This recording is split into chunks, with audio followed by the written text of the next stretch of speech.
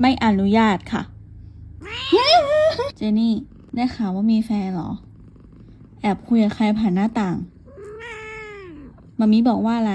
ไม่อนุญาตให้มีแฟนจำได้ไหมไปนั่งคุยกับเขาผ่านหน้าต่างทำแบบนี้ได้ไง ชาวบ้านเขาจะดินทารู้หรือเปล่าจะไปอยู่กับเขาหรือไงฮะเป็นเด็กเป็นเล็กไม่อนุญาตให้มีแฟนค่ะไม่อนุญาตค่ะเข้าใจนะห้ามพาเข้ามาบ้านด้วย